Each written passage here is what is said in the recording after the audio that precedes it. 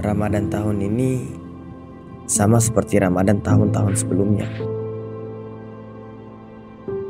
Ramadan dengan sejuta cerita,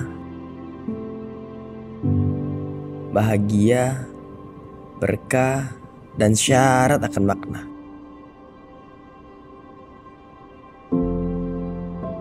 Kali ini sedikit yang berubah,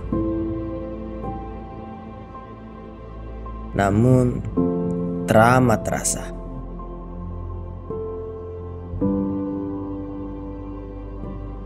Karena Ramadan tahun ini